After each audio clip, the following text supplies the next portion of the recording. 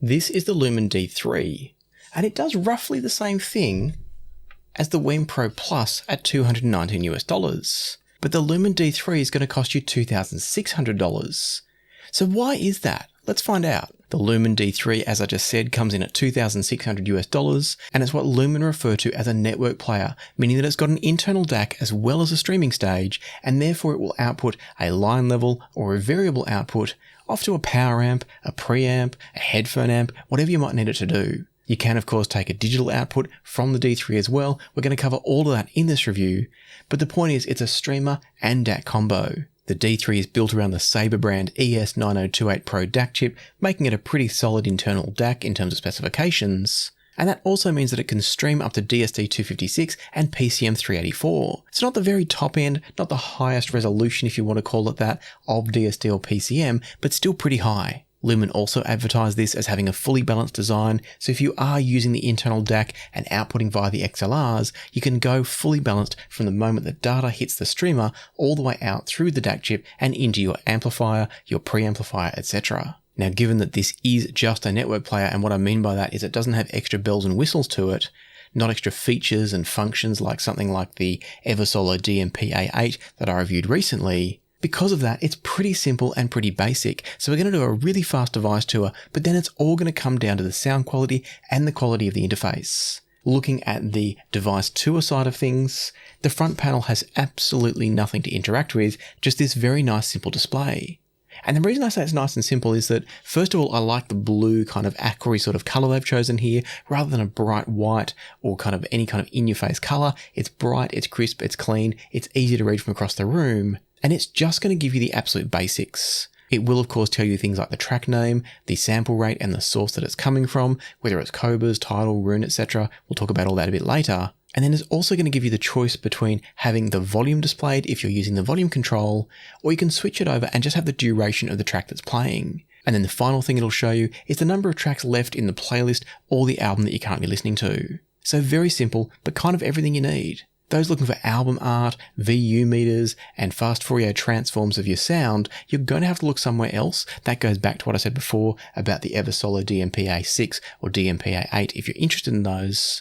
But if you just want a high quality streamer with a DAC stage to output the sound, this might be a good option if you don't need those extra kind of visual and aesthetic items. If we then flip around to the back though, things are equally as simple and sparse back here, for better or worse. Starting over on this side, we've got the main socket as a full-size IEC socket, and then you've also got a power switch there. You can switch the D3 to standby mode from the app, and it's a fantastic app as I'll cover later on. And then moving across from there, we've got a couple of USB-A sockets. Now these are not for a DAC output, these are only for connecting up things like a thumb drive of music, an external hard drive, etc. We've then got our LAN connection, so there's no Wi-Fi here. We've got an extra ground connection should you need it. A BNC connection for the output of the digital, so this only has BNC out in terms of digital outputs, and then we go to our RCA and our XLR outputs for the analog audio signal. So if you're running from the DAC, you've got the choice of XLR and or RCA. If you're running digital, you've only got BNC. Now generally that shouldn't be much of an issue. Most DACs at least have a coaxial split-off input. If they've got BNC, that's even better, but if they don't, you can always get a BNC to RCA coaxial cable, or you can get adapters which will go onto a BNC socket and turn it into an RCA. So don't fret if you haven't got BNC cables and you want to pick one of these up. That's not a reason to stop you. The adapters are very cheap and very easy to come by. And so as I said, it's a very simple device. For some people, it's going to be too simple. For me, I'm neither here nor there. I can appreciate what devices like the DMP-A8 and the DMP-A6 do. I can then appreciate devices like the Lumin D3 that give you a little bit of information, and then also appreciate devices like the WiiMs that have absolutely no visual interface at all other than through the app.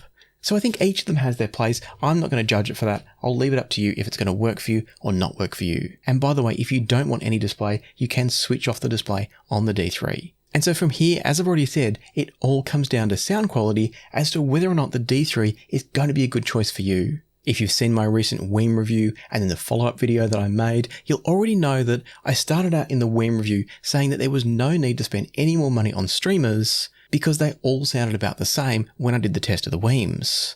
The challenge there though was that I was using them with a lower end system, or a mid-tier system we could call it. Whereas when you start to spend over $2,000, in this case $2,600 on a streaming device, network player device, you're probably going to be pairing it up with higher end gear. I was using a $600 or $700 DAC to test the WiiMs and the EverSolo DMP-A8 and A6, whereas when it came time to do the Lumin D3 test, I bumped all the way up to connecting it to my Chord M scaler and TT2. So now we're talking about pairing it up with more like a $10,000 DAC chain, and that changed the landscape a little bit, as you'll already know if you've watched those videos. Many of you will already know the output of what I'm about to say here, but let me give you a little bit more detail and run you through what happens when you go from a very basic model streamer like the WiiM Mini and work your way up to something like the D3. What changes? What benefits can you expect, if any? Where are the differences? Why are you spending more money? For the first part of this testing, I was using 2 tracks from the soundtrack album Human. I covered this album off in my recent Film Scores for Audiophiles video, and the Human soundtrack really stood out to me as a winner, so I decided to use 2 tracks here. I started off with Crowds, and honestly, I found that Crowds wasn't actually the best test track. This album is quite mind-blowing, but Crowds was just a little bit busy to properly understand what was going on with these devices. And so I moved over to the first track, which is called Mongolia, and that gave me a much better insight into what I was hearing. Starting off with the WiiM Mini, this is a very basic entry-level model. I'm not going to go into a full review. You can check that out in my full WiiM range review video that I did recently. But starting off with the WiiM Mini, the sound was good, but I know that this particular track can sound absolutely incredible. It's a mind-blowing track, that being Mongolia. And the WiiM Mini sounded nice, but it didn't blow my mind. Specifically, it was lacking in some dynamics. The soundstage was quite flat, there wasn't much distance between the vocals and the orchestra, and it was overall just a pretty average listen. Not bad, but just nothing special, and I know this track should be special. And by the way, I should clarify here that for all of this testing, I had the EQ switched off, I had the volume at max, so there was nothing interfering with the sound of these products. It was all as pure and bit perfect as I could keep it. And I was also using a high quality battery power supply to make sure that the little wall wart power supply that comes with the WiiMs wasn't the cause of any issues. Moving from the WiiM Mini over to the Pro, and there was an immediate improvement in sound quality. The soundstage just opened up. I can't remember if I was talking about Crowds or Mongolia at this moment, but whichever track it was, there were some cellos in the opening, and even just with the cellos, in other words, without everything else going on, I could immediately hear all the extra space, the separation and the detail that the Pro was giving me over the Mini. The vocal was more separated now from the orchestra when it came in. The sections of the orchestra were more clearly defined in space. And whilst there wasn't a huge shift in soundstage depth, I definitely felt like everything was better separated and more defined. So it was a clear step up from the Mini to the Pro without a doubt. Now that does bode well that as you're spending more money, you might be getting better sound. But whether or not that continues all the way up to $2,600, that's a whole nother question. Because as many of you have said in the comments in some of my recent videos, it's all digital. How can it be changing if it's data coming from a streaming service or from a PC hard drive, wherever it's coming from? But if it's data going into a streaming service and then being handed off digitally, how can that make any difference at all? And keeping in mind, all of this is not using the DAC stage of the D3 or the other devices for that matter. It's going always digital out, and the best possible digital connection I could make, digital output of those devices and into the Chord M scaler and TT2. Now, by the way, if you're sitting here thinking, why am I talking about WiiMs? This is a D3 review. Please bear with me. I'm building up a bit of a story about what to expect as you go up in price. And it's a really key point because the WiiM Mini is a big jump to go from the Mini to the Pro. It's a really significant shift going from what I would call a non-audiophile sound to an acceptable audiophile sound. Let's see what happens when you jump now from the WiiM Pro or the Pro Plus, because their streaming stages are basically the same. What happens now when you jump from that to something like the EverSolo DMP-A8 over behind me? So we're now going from the $200 mark up to the $2,000 mark in the US dollars once again. Still listening to Mongolia from the Human soundtrack, and going from the WiiM Pro to the EverSolo DMP-A8, what I now heard was a clearly better sound, but not as big of a shift as you got going from, say, the WiiM Mini to the WiiM Pro. So all of a sudden our gains were getting smaller. In other words, you're not going up incrementally in performance to match the increments of the dollars you spend. And so what I found here was that going to the DMP-A8 with the M scaler and the TT2, the sound was better. It was more refined, it had a slightly fuller sense of kind of body, harmonics, and richness to it, and I don't mean thickness, but I mean you could kind of hear more of the resonance of instruments within the sound you were listening to. And this is where the key point comes in, which is that you're going to be limited by the quality of the system. The subtlety of the shift going up to something like the DMP-A8 was such that I couldn't really tell the difference when I was using a mid-tier DAC like the excellent Gishelli J2S. Now I say excellent because for the money you pay, it's a wonderful DAC, but it's not going to compete with a $10,000 system like the M-Scaler and TT2, and nor should it. But what I noticed was that in going to the DMP-A8 on a much higher level system like this one, I was able to hear a bit more separation of the sounds. So the definition of them in each place and the amount of space between them was a bit stronger. And as I've already said, I felt like the resonance of each instrument was a bit more clear. So as somebody played a violin or a cello or a piano, whatever the instrument, it was like you could hear more of the kind of timbral qualities, the subtle resonances of that particular instrument. To take this to an extreme, it would almost be like if somebody played two different high-quality classical guitars, somebody listening to it on the DMP-A8 might be able to pick which guitar it was. Whereas from the WiiM Pro, you'd probably hear it as just being a lovely sounding classical guitar. Now, as I said, I'm being a bit extreme with that, but the point is you get those kind of nuances and those subtleties that might separate two similar instruments. You get that at the higher level of the DMP-A8. You don't get it at the lower level of the WiiM Pro. Now, whether you care about that sort of detail and whether your system is resolving enough for it, that's a whole other question. And that kind of starts to lead us to where this review is going. But it also might surprise you a little bit as well. And that is to say that going from the A8 over to the Lumin D3, what I heard was the same kind of jump again. And that's to say that the small shift going from the WiiM Pro up to the A8, I got that same sort of amount of shift again, going the extra $600 up to the D3. And that for me is somewhat significant because we're only spending $600, but we're getting a fairly significant jump. Now, this is not to say that the DMP-A6 or A8 are bad devices, because they're doing a whole lot more. And so much like I said in the WiiM review, what you're paying for in each case here, or what you're choosing from, it's not even about the money. What you're choosing from is the feature set that you want. If you want a compact, affordable device that you're not looking to pair up with super high-end systems, the WiiMs are still wonderful. I'm not standing here for a second suggesting that the WiiMs are not excellent at what they're doing and at their price, because they are. And likewise, when you go to the DMP-A6 and the DMP-A8, those are fantastic because those have got a wonderful interface, extra features like EQ, DSP, in the case of the A8. You've got a preamp control in the A8 for an external input. There's all sorts of things that these devices do that the others can't. Likewise, they've got the touchscreen interface so you can stream directly from the unit without a remote control if you don't want it. And then when we get to the Lumin D3, this is kind of like a really dedicated specialized device.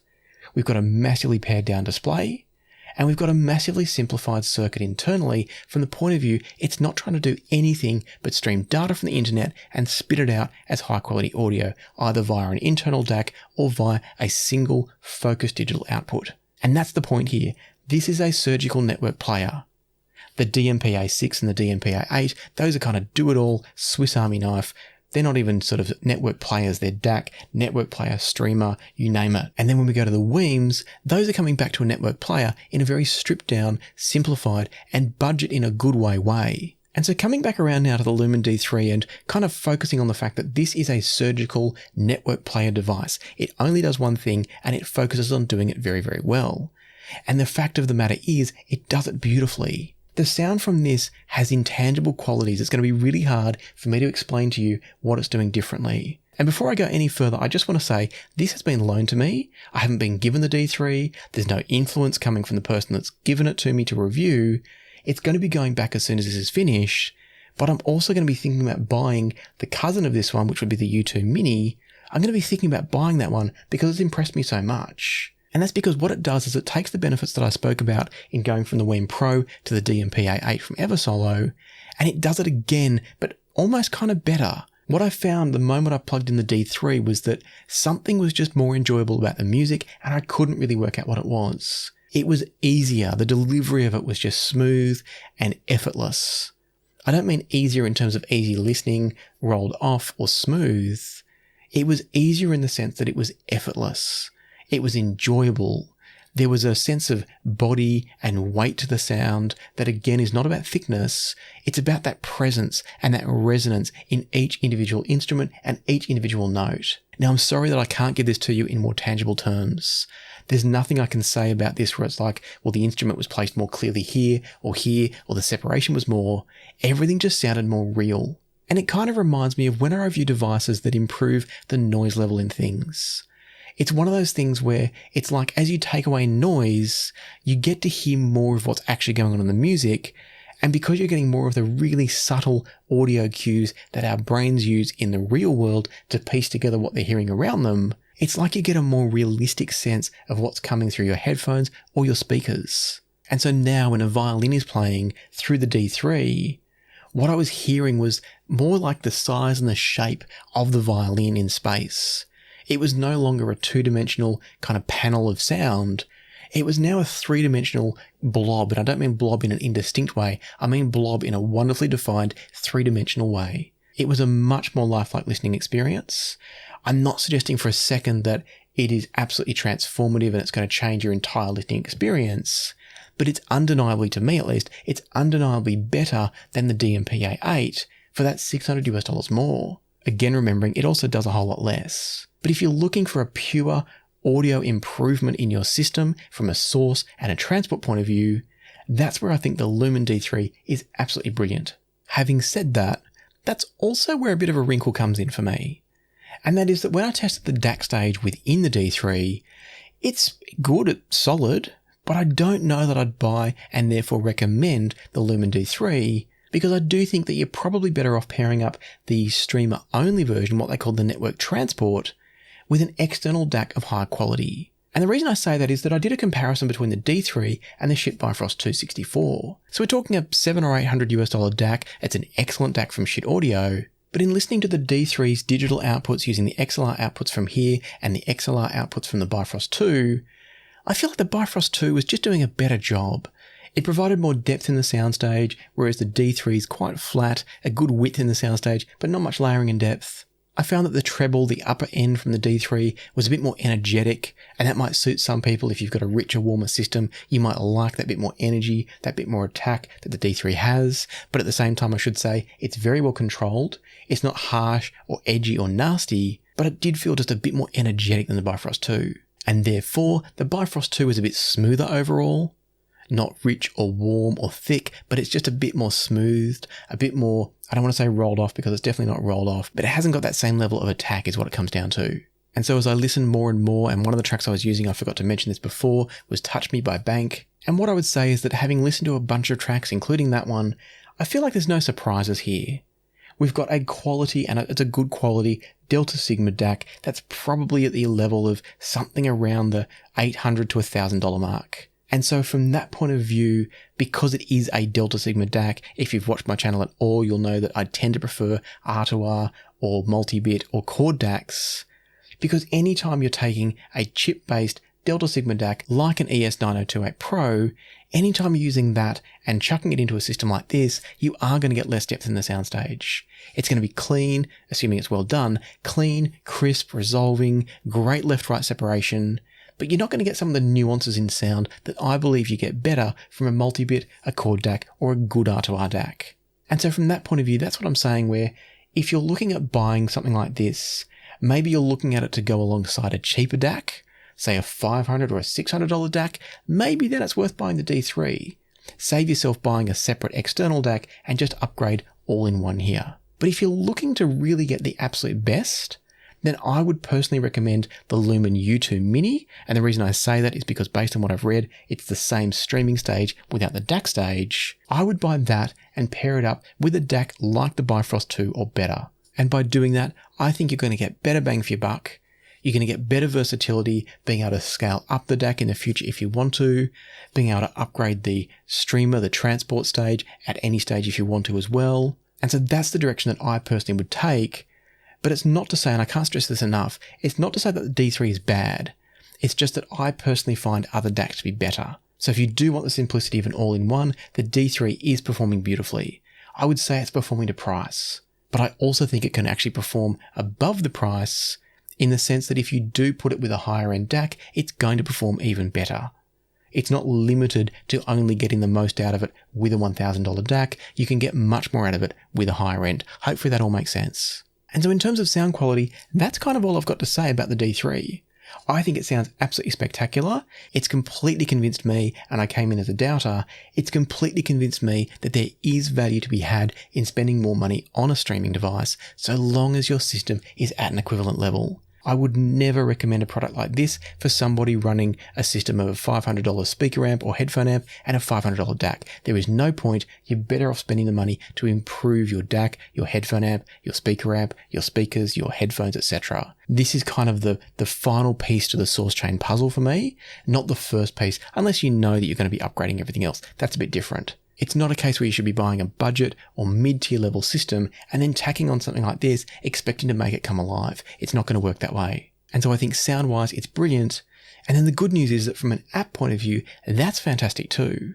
The Lumin app is really, really excellent. Now I have to say here that I am a fan of the interface on the EverSolos. I love having the screen, the ability to control it from that screen or cast that to my phone. But for those of you that just want a simple streaming solution or be able to just do it directly via Roon, then that's where I think the Lumin D3 is fantastic. A couple of things to run through about the app. I'm not going to try and cover every possible feature. There'd be way too much to get through. But a few things that I do want to cover is that via that app and via the D3, you can access things like Roon. You don't actually access Roon via the Lumin app, but it's turned on through there that you can then make the D3 Roon endpoint.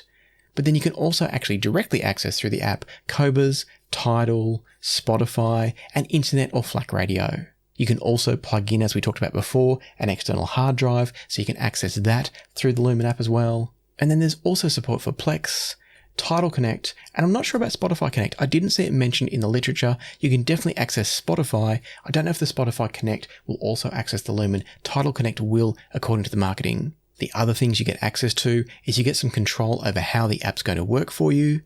You get control over the interface, as I mentioned before. You can dim it, you can switch it off, you can change whether it shows volume or the track progress. You can do things like back up your playlist to Google, so if you've made custom playlists and you don't want to lose them, you can back those up to a cloud service so long as you've got Google Drive. You can bypass the volume if you want a line output, or you can use what they say is a very high quality volume processing circuit. And then the app also lets you do things like choose whether you're running the analog outputs or the digital. It is a bit of a shame perhaps that you can't run both at once, so you have to choose at any point in time, but you can swap it as quickly as touching a button, so that's really easy if you want to do that. And then the final thing I'll mention about the app is that if you want to, you can also use the processing power within the D3 to resample your music on the fly. So if you have a DAC that works better with a DSD input, then you can absolutely send a DSD output from the BNC connection out to whatever your external DAC is. Now that of course requires the DAC downstream to be able to receive DSD, but the option is there. Apologies for the continuity break, but I just realized that I hadn't tested the internal DAC of the D3 with the onboard upsampling function. And so what I've just done is chucked the D3 back into my system, fed it into the Hyphenman Serenade Prelude headphone amp, driving the Focal Utopias, and I tried it again so that I could switch between the regular streamed Cobas signal as it comes through, the native signal, and then to switch on the upsampling process to take that up to a DSD 256 signal and see what that did to the sound. And I have to say that it does close the gap a little bit on something like the Bifrost 2. It's still not giving you as much depth as something like the Bifrost 2 will, but it definitely improves the soundstage and does, for me, make a bit more sense for the D3 if you want a nice, simple, all-in-one box system. And so apologies that I've had to jump around a little bit here, but because we were just talking about the resampling functionality, that can often make a big difference with chip-based Delta Sigma DACs, and indeed that's the case here. So as I said, I don't think it quite catches the Bifrost 2 and therefore other R2R multi-bit type DACs, chord DACs as well. But if you are looking for a simple one-box solution, then all of a sudden the D3 starts to make a bit more sense.